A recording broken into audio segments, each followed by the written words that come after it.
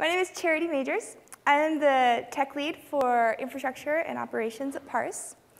I've been at Parse for a while, basically since we first opened it up to developers in beta. And I'm here to tell you how we built a mobile backend as a service, entirely on AWS. So how many of you here are familiar with Parse or have used Parse?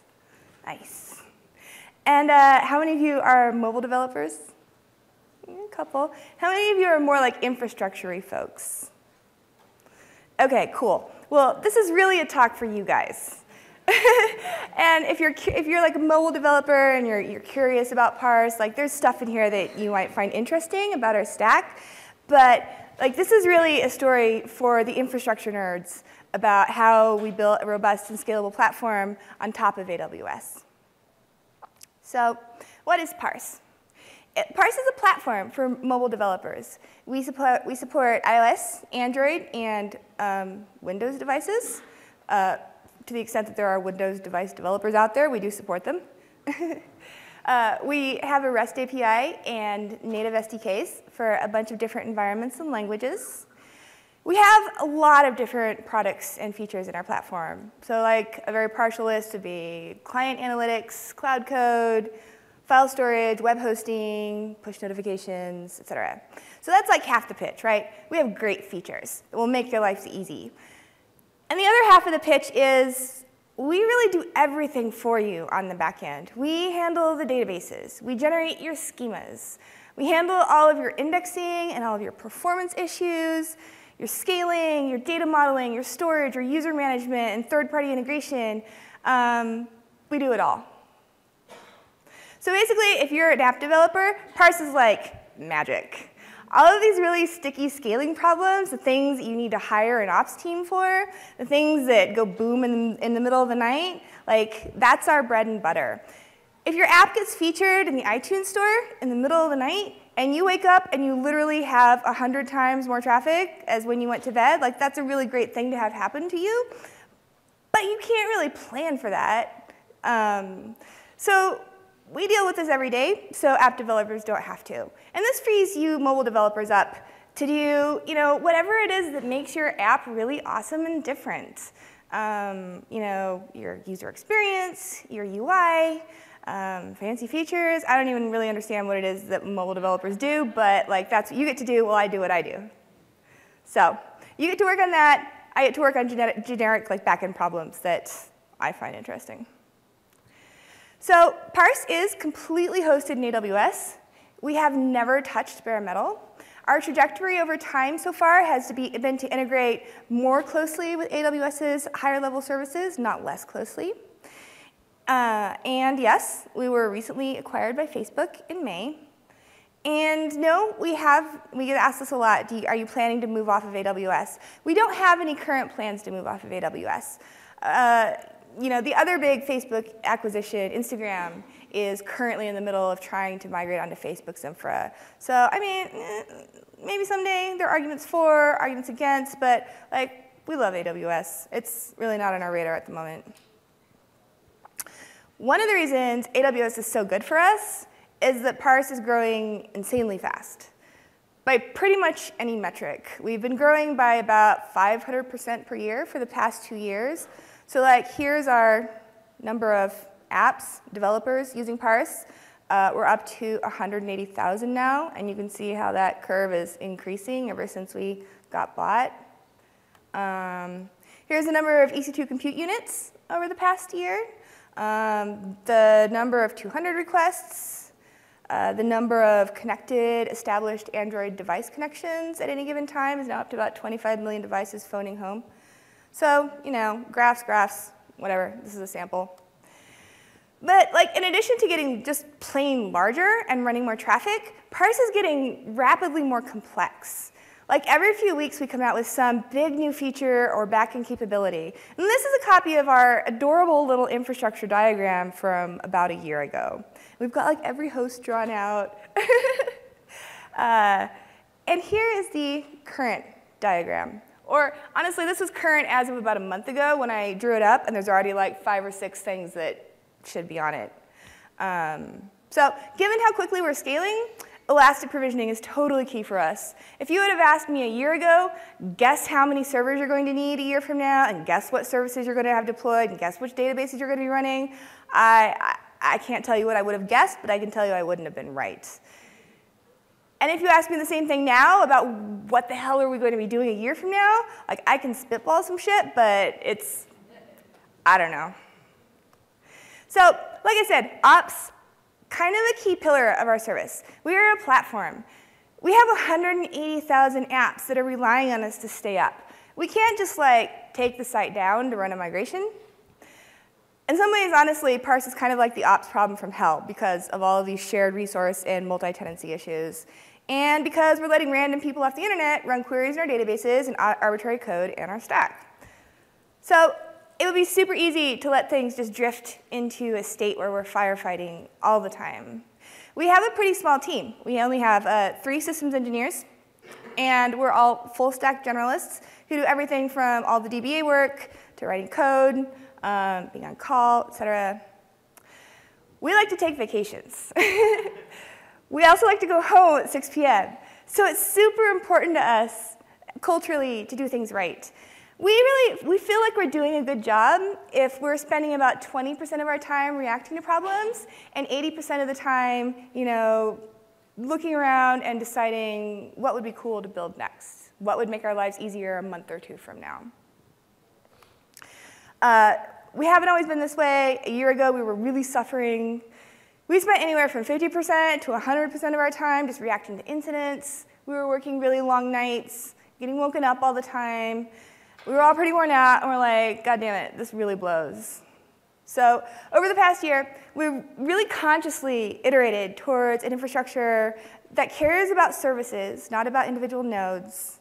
It can survive most minor or semi-major incidents, and it degrades gracefully instead of being all up or all down. And to do this, what we've done is we've shifted a lot of that manual work into AWS and let it do the work for us. Our infrastructure is at least 5 times as large and complicated as it was a year ago, but we get paged about 1/4 as much. And many weeks we never even get woken up at all. So I'm going to do 2 things in this talk. First, I'm going to walk you through the whole backend architecture of Parse. I'm going to talk you through the API path, the push infrastructure, the rest of our architecture diagram, so you can see what kinds of services we've built, what kinds of backends we deal with, what kinds of databases we use. I'm going to talk some about the technical discussions involved in building and growing Parse. And after that, I'm going to tell you the story of how we grew up from an architecture that was very fragile and took a lot of moving parts and manual labor to a much more scalable and resilient service. There are a couple things that I hope you will come away with at the end of this talk.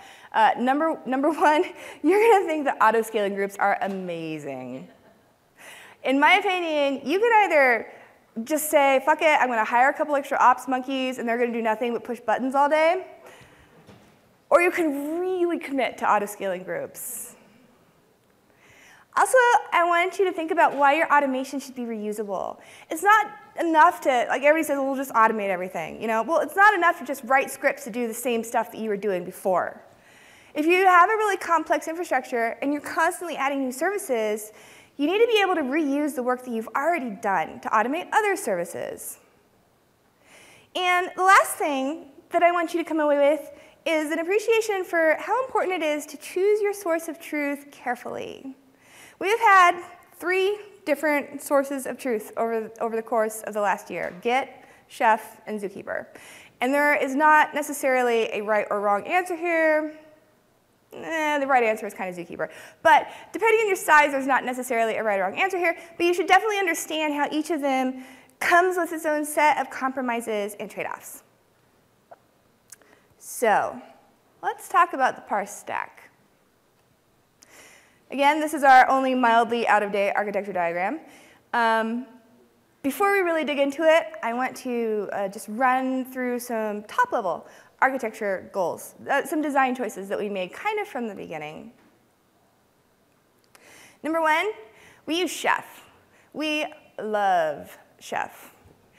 As a team, I would actually say we are not generally what you would call dogmatic or religious about tools because, you know, whatever, they all kind of suck in their own special way. But we really value the Chef community ethos.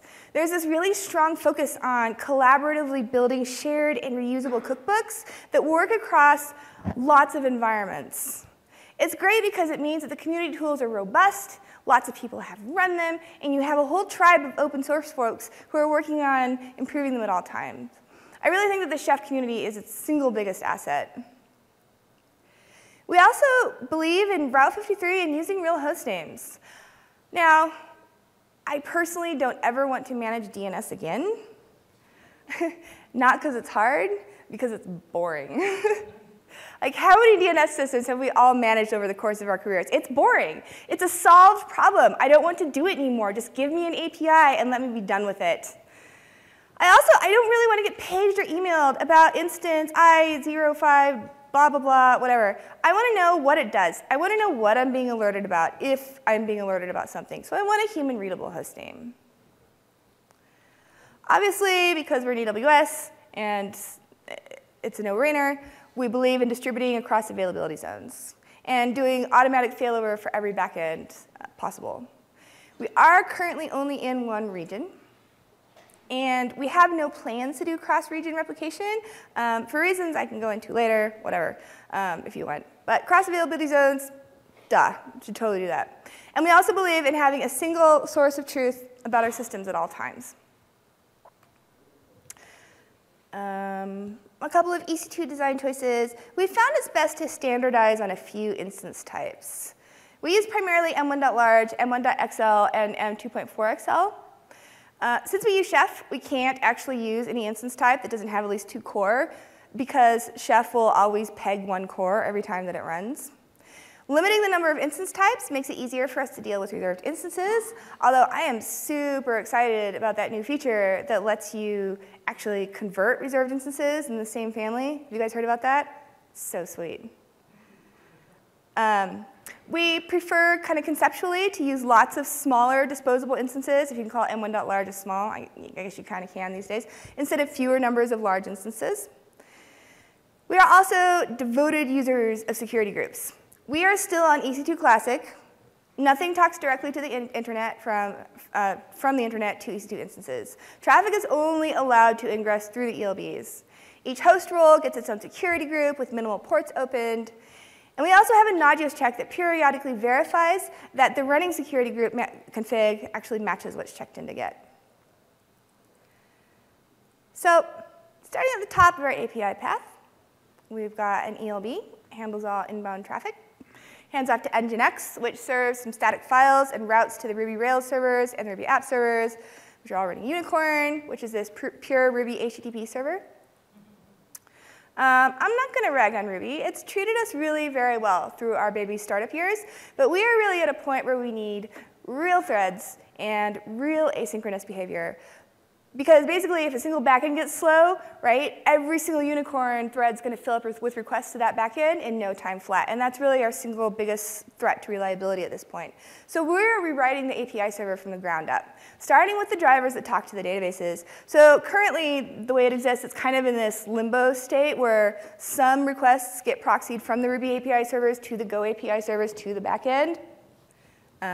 We also pipe some logging events into a Go service that proxies logs over into Facebook's Scribe ecosystem for like aggregation, query time analysis, real-time DDoS prevention, performance analysis, that sort of thing. We have another service written in Go. This provides the Parse hosting product.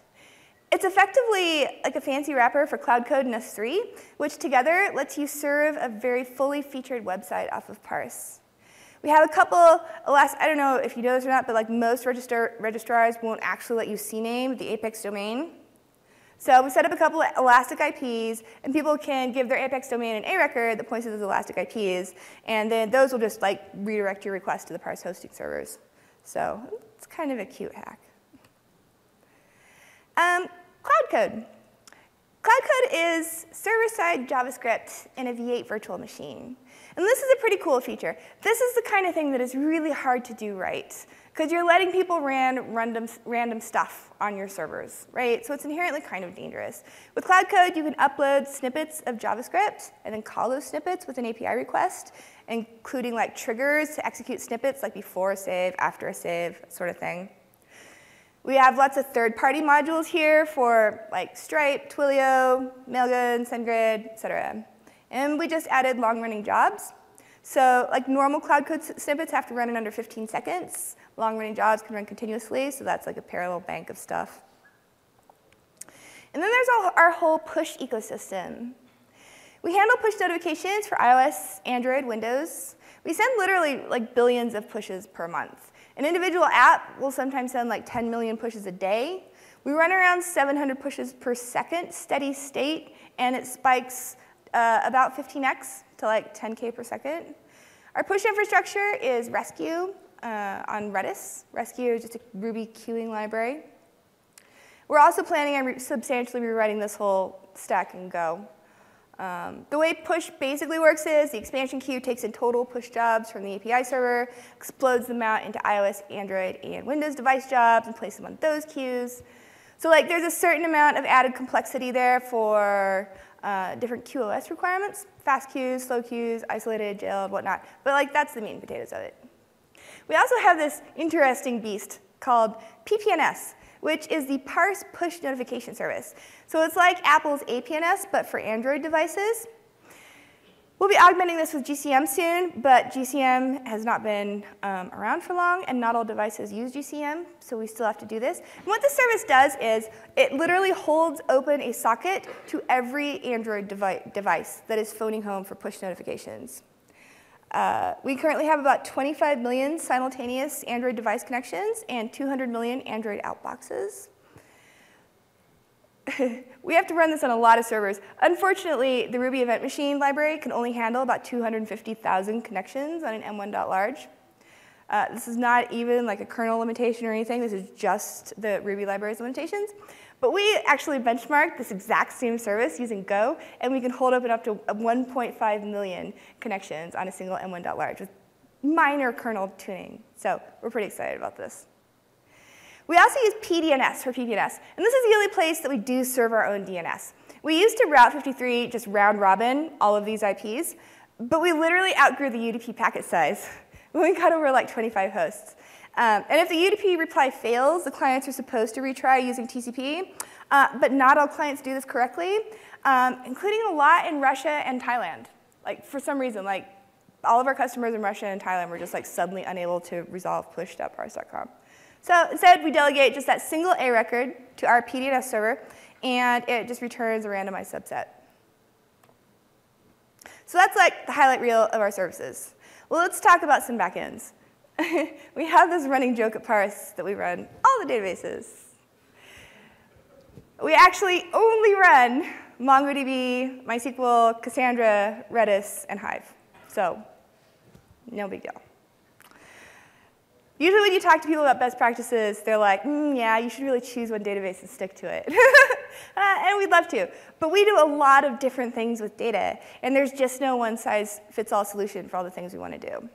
And honestly, like, you guys know this, dealing with databases in AWS is still kind of hard. It's not like, you know, service-oriented architecture, every node should be disposable. That's great. For your services, that's absolutely true. But the whole cloud philosophy of elasticity and disposability is a lot harder to do when you actually care about your data. So what this means for us is that instrumenting your databases and your backups and your restores and your provisioning and everything is really more important than ever. So let's talk about Mongo. MongoDB is our workhorse. We don't have the largest Mongo deployment in the world, but we definitely have one of the most complicated. We have about 15 replica sets, 3 to 5 nodes per replica set, 2 to 4 terabytes per replica set. Most of these replica sets are storing just structured application data for our mobile apps. We also use Mongo for some other stuff, but that's kind of irrelevant because the use cases are not as interesting. But because we have 180,000 apps, we have over 180,000 schemas in user data collections alone. So that's over 1 million collections, which if you talk to the Tengen engineers, is really not the way Mongo was designed to be used.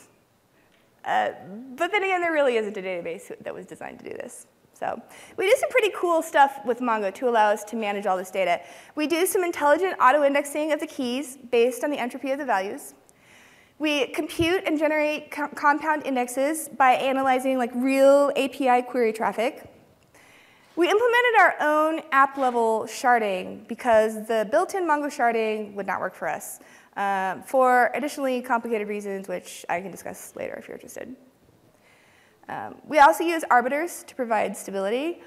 Like I said, we use Mongo in a lot of edge-casey ways, so we have run into scenarios where all the secondaries will die at once. After that happened once or twice, we're like, we're going to use arbiters to manage our votes so that this doesn't happen anymore. In terms of resources, we use primarily M2.4XLs with striped provision IOPS volumes.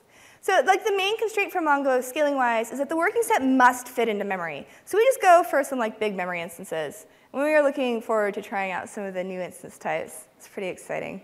Our lives were pretty miserable back when we were running on classic EBS, but provisioned IOPS has been rock solid for us. We love it. Like, PyOps really made databases feasible on AWS, in my opinion. I don't know if you saw Ilya's keynote this morning where he showed that awesome graph of like what our latency looked like with all the spikes, and it's like, using classic EBS, it was terrible. And then the same graph after we moved to PyOps, like average latency just dropped in half, spikes all smoothed out. They've been amazing. And again, like going back to the subject of instrumentation, we've done a lot of work on the Mongo and AWS Chef cookbooks. We wrote some stuff for the AWS cookbook that lets you provision and assemble EBS RAID volumes either from scratch or from Snapshot. We implemented PyOps. We implemented EBS optimized. And on the Mongo side, we have fully automated snapshotting, provisioning. So basically, we can bring up a new node from Snapshot in 5 minutes. And that has saved us, I don't even know how many hundreds of hours over the past 2 years. We use Memcache, obviously. This is not really a database, but I thought I'd throw it in here because it's an example of a design choice that I would not make. I would definitely use Elasticache next time. We also use Redis, like I said, in the push infrastructure. It's mostly just as a backend for queuing using Rescue. Redis is like somewhat limited in its applications, but it's really been amazing for us. It's like it does one thing and it does it so well. Only like 2 or 3 times a year do we even have to think about our Redis stuff. So usually when we run up against that single thread CPU constraint, and then we have to think about how to logically separate the workload. Yeah, Redis, we are not using Elasticache Redis, but I am very intrigued by it. Redis and MySQL are obviously our 2 backends that don't have a solid automatic failover scheme, so we're still working on that. Another really interesting option here is Twim Proxy or Nutcracker. Have you guys used that? It's really cool. It's like it'll sit in front of a whole bunch of Redis instances and do this proxying for you. It helps us like gracefully failing and stuff. Unfortunately, we can't use it because we depend on Rescue Scheduler, which uses the multi-command, but maybe you can. And then there's MySQL. We do use MySQL. We would love to get rid of it. Unfortunately, we can't get rid of it until we get rid of Rails because Active Record just freaks out if MySQL goes away for 2 seconds. We've waffled back and forth on whether to go to RDS or not. The fact that there's no chained replication is honestly kind of killer. It's also kind of a black box. If you can't get a MySQL shell, it's hard to see what's going on. And like our whole team has been running MySQL for God knows how many years, and it's kind of challenging to want to give up that control. So the current plan is basically we get rid of Rails, we get completely on Go, then we move MySQL to RDS, so we get auto failover. Because once you don't have active record, our stack is going to be a lot more tolerant to service blips. Not that that ever happens. Lastly, we also run a 12-node Cassandra ring. And this powers the Parse developer analytics process. It's a columnar store, super fast and efficient for writes and increments, pretty slow for reads. So like it's the exact polar opposite of Mongo, but this is like exactly what you want for an analytics product. We use ephemeral storage here. It's great. It's free. We also, like for instrumenting Cassandra, we took a slightly different tack instead of going the chef route. We used Netflix's Priam, which runs Cassandra inside of an autoscaling group. And it manages some of the more painful things about Cassandra, like initial token assignments, backups and incremental backups to S3, etc. Priam, not super easy to set up, not super well documented, but it's totally worth it. If you have an underperforming node, like you look at your Gangu graph and you're like, read latency is really, really slow on this one node, you just kill it. Priam restores all the data and adds Cassandra back to the ring. We actually did a full rolling upgrade of all 12 nodes from M1.XL to M2.4XL in just a day. We just like killed one node after the other. It was awesome. So that's the Parse architecture. Now you know what our services look like and all the various backends. So this brings me to the third section of my talk. And this is my favorite part. This is the story of how we went from an infrastructure that was managed in kind of the old-fashioned way, the traditional way, slowly and painfully, with hand-managed lists of servers, to an infrastructure where nodes are pretty disposable, self-registering, self-disposing when they're sick. And I'm going to illustrate this process just by showing step-by-step how we drop the length of time it takes to scale up any individual service from like 2.5 hours to like 5 minutes. So when we started off as little baby startup Parse, we were not building primarily for scalability or reusability or the best possible operations best practices, because that would be dumb, right? You're a startup. Most startups fail. One of the worst things you can do is waste your time over-engineering every little thing. Over-engineering at this time it's a waste of your time. It's not going to get you where you want to go. You don't actually know at this point if you're ever going to have any scaling problems. So our first generation infrastructure is like a lot of Ruby and Rails. We use Chef to build base AMIs, Capistrano to deploy code. I'm not going to say Cap is like the greatest or cleanest deployment tool in the world, but it fits really, really well with the Ruby world. And for registering services and lists of node, we just use YAML files checked into Git. So this is in a world where we have like 20 to 50 total instances. And maybe once a month we need to add or remove something. And it's a pain in the ass. So like, these are all the steps involved for just bringing up 20 new hosts for any one service under a primitive infrastructure like this. You run 20 knife EC2 commands to bootstrap the new hosts. And you can parallelize this with some stupid shell tricks, but it still takes a while. And you have to manually figure out and assign the AMI name, the role, the host names, distribute the instances across availability zones, etc. Then you add all these new host names to the cap deploy file using their crazy EC2 domain names you can deploy from externally because we're still using etc hosts at this point. Then you add all the new host names to the YAML files, push the YAML files to GitHub, you wait for the nodes to come up, you do a cold deploy, which involves pulling down the entire GitHub repo on all your nodes, which takes an hour, 2 hours, depending on how big your repo is. And also GitHub will throttle you if you have a lot of nodes. You run Chef client to pick up the changes to etc hosts. And then finally, you construct a mental list of all the services that need to talk to these new nodes, and you do a full deploy and restart. It's exhausting just like listing all the things you have to do. And all in all, this process takes like an hour and a half, 2.5 hours, depending on the size of your repository. And that sucks. Especially since at least half the time, if you're bringing up 20 new servers, it's probably you need them now because you're probably out of capacity. So, and besides this super glaring, obvious issue of how much time it takes, there are some other more subtle landmines here. Someone has to babysit this process. It would be bad enough if you're just kicking off the process with a single command, then you walk away, you do other stuff, you wait for it to finish, and you come back. But no, you're interacting here with several different systems that can't easily communicate with each other, so you have to sit in the middle and wait for thing 1 to finish so that you can go thing 2, and so on. And this is a terrible use of an engineer's time. Another problem, you're maintaining lists of machines by hand. The same lists in multiple places. This lends itself to typos, and this lends itself to lists getting out of sync with each other. You're using the long, non-human readable EC2 host names, so you can't even really tell at a glance what you've added or what you've removed or what you've deployed to. It's also a big mistake to require a full code deploy just to add, to change the list of hosts you're trying to talk to.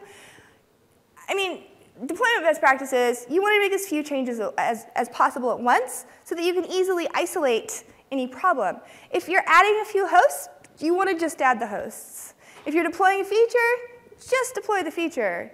And if you're doing a MySQL migration, for God's sake, don't do anything but that migration. It also, this terrible process, it also requires humans to remember things and make decisions, like which set of services needs to know about these new hosts. This in general is a terrible mistake because humans are really bad at this. So this old original system breaks all these best practices. It's fine if you're young, you have a small set of hosts, you're not doing this very often, whatever. But if you're doing well, and you're a little bit lucky, you grow out of this stage pretty fast. And this is basically where we found ourselves at Parse about a year ago, a little more.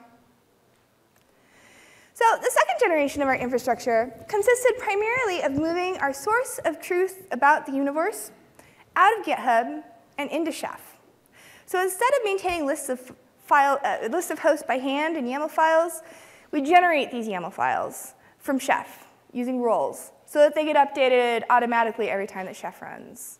We do the same thing for HA proxy configs. Anything with list of hosts. Chef generates a list, excludes any hosts that we have specifically excluded so that we do have a way of removing nodes from service.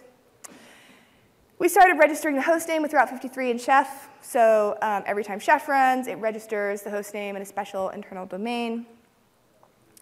So this infrastructure it's a big step in the right direction. We don't have to do full deploys to add services. We're generating YAML files, and we only have one set of files to maintain by hand, which is the Capistrano files.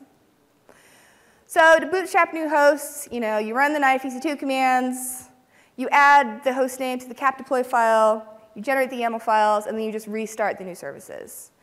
And this is better. We've reduced the complexity and the list of steps, but it still takes a while.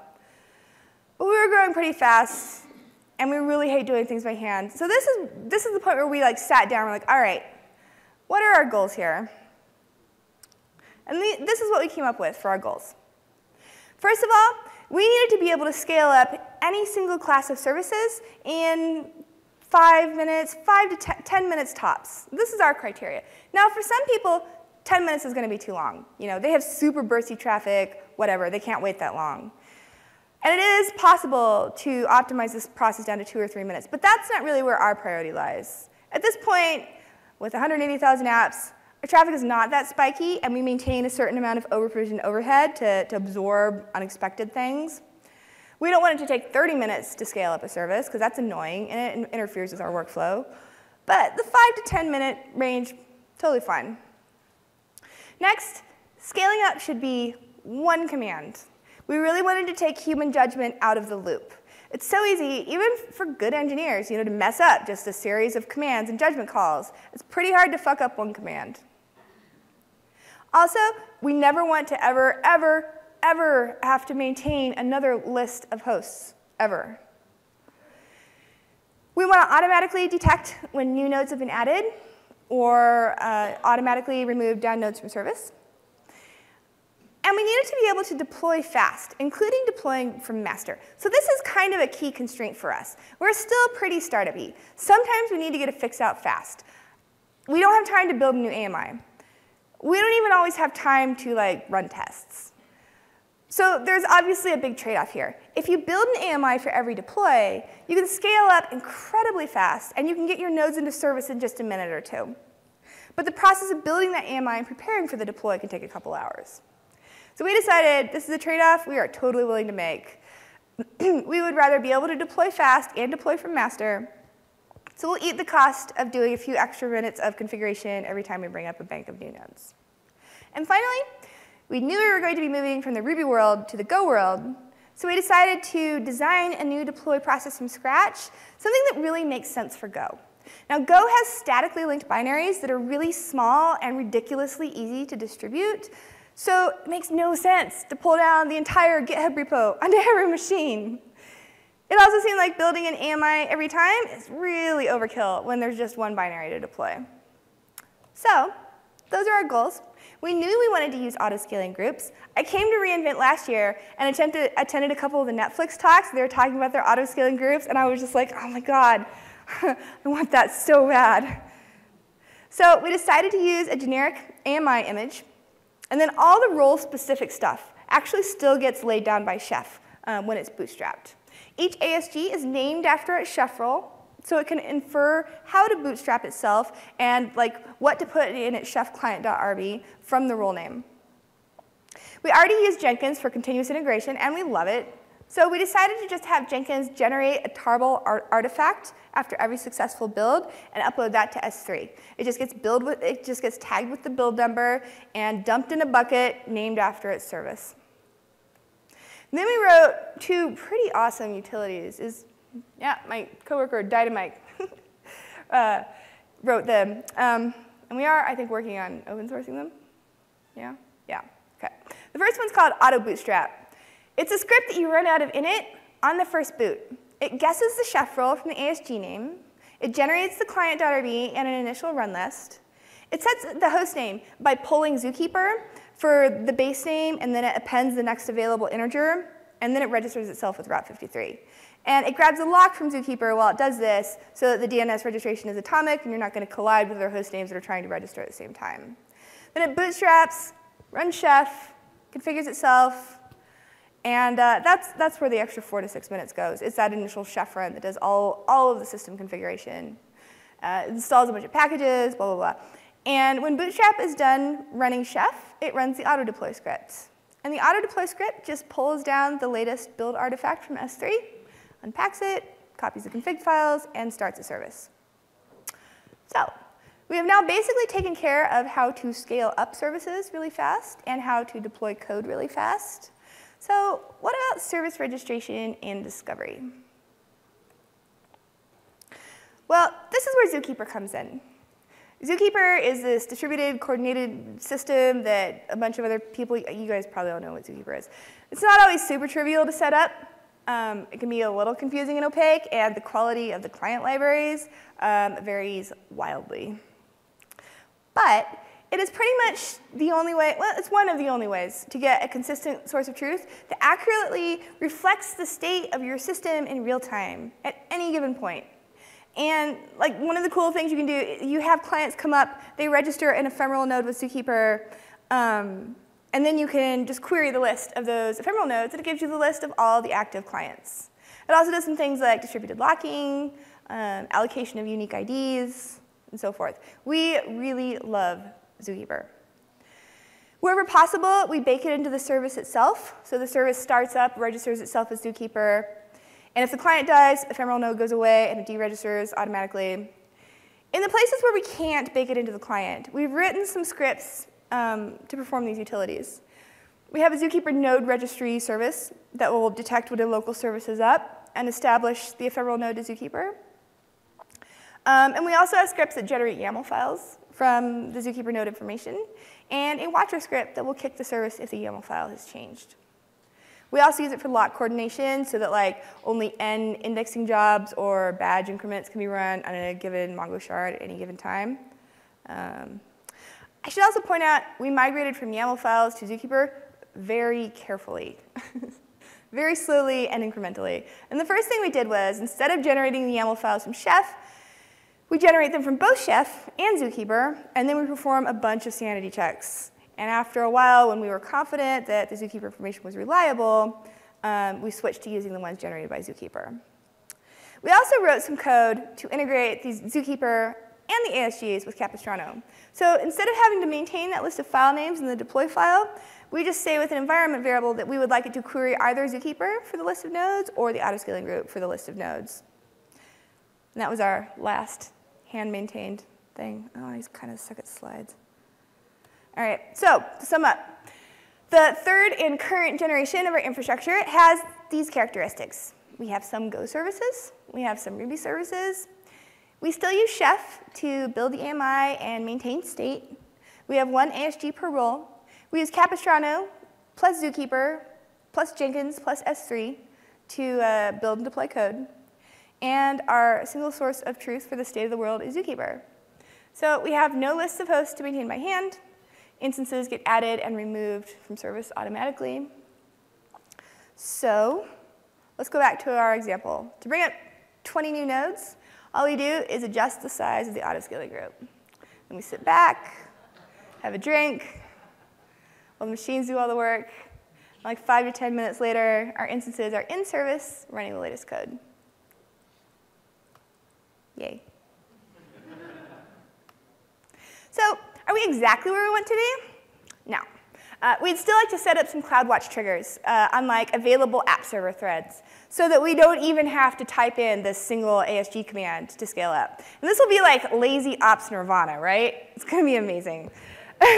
We haven't done it yet because, honestly, ASGs have not been particularly useful for us for dealing with bursts. Our bursts tend to come and go in 2 to 3 minutes, which is not enough time for ASGs to really respond and fulfill those requests. So we mainly use ASGs to respond to lengthier trends, and we rely on a certain amount of slack capacity and application burst limits to protect the API for the short-term bursts. We also don't really have any like significant periodicity to our traffic on like either a daily or time of day, week to week, whatever, so it hasn't been a high priority. We also need to do some more tooling around downsizing the ASGs. It's a single command to scale up, but it's like half a dozen commands to scale down, so we don't do that very often. It's also possible we may decide to optimize our initial chef run. We really haven't even like tried or cared about it. We could build AMIs for each role that install the packages and all this stuff, but it just hasn't really been a priority to us yet. But right now, like we've built a system that addresses our current needs and constraints very well, but in the future we may have slightly different needs and constraints. So, other remaining issues. We're stuck with Capistrano for as long as we have Ruby code. Once we're mostly on Go, we will probably trigger deploys by just updating a value in ZooKeeper, and then we'll have a canary deploy off that, and if that succeeds, all the other hosts will auto-deploy. We're not super big fans of Capistrano. I'm not going to say any more about that.